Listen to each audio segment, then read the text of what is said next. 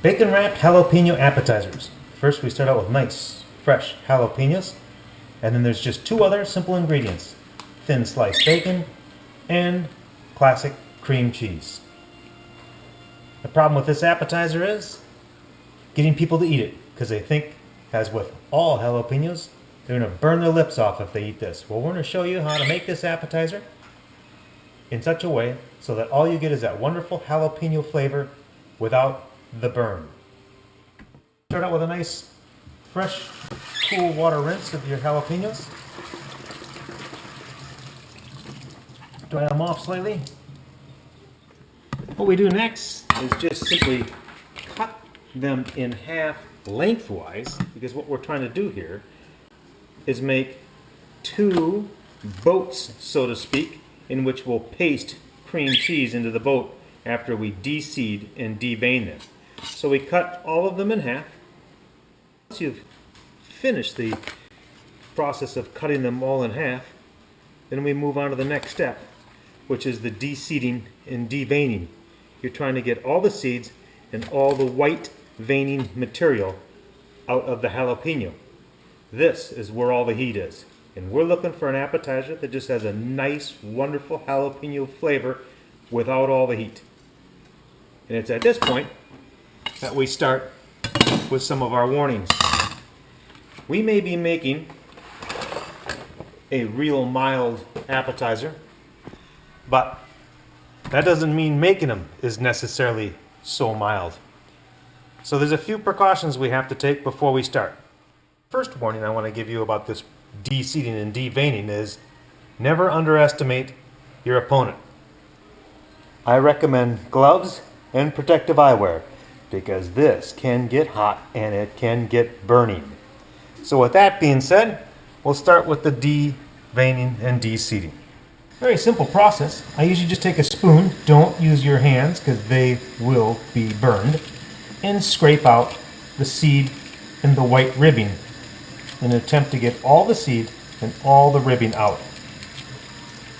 It may be better with or without a stream of water, but in any case, try and get all the white out of each one of the jalapeno halves. That process, we'll just give them a quick rinse off, and then we'll drain them and pack them dry. And the drier the better for the next process.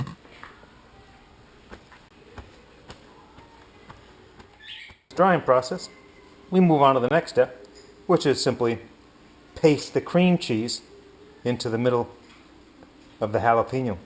You may notice I've left some of the stems on. It's not just for looks, but makes it kind of easier to handle as an appetizer. But don't worry, not necessary. Some of them have no stems. Next step is a very easy process. You just take and paste cream cheese into the inside of the boat, so to speak, of the jalapeno that we have cut in half and cleaned. I like to try and assembly line all this, do all of each step, and then go on to the next step, which of course would be the bacon wrapping.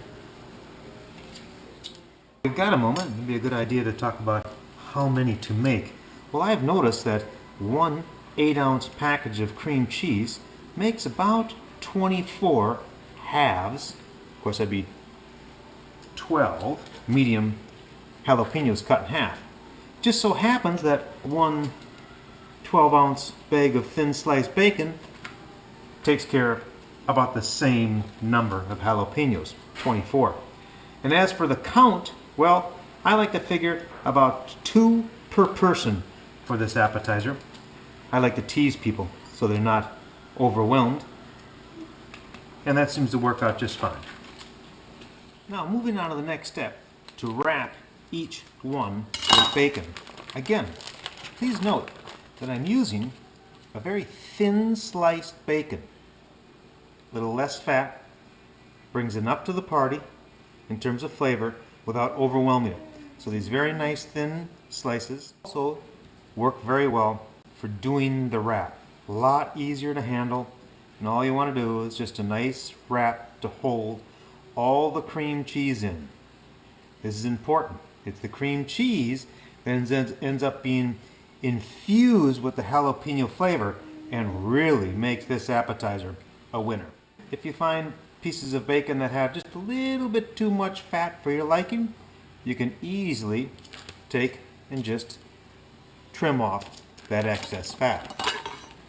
And you'll notice that I'm starting at one end of the jalapeno and kind of doing a reverse wrap in an attempt to try and keep the bacon from unraveling as we're cooking it. Now, for this particular event, I am taking 6 habaneros and doing the exact same recipe. Careful, I consider habaneros a dangerous food. I have de-seeded and deveined everything except for the green flesh. And then I'll cook them as I will the rest of the jalapeno.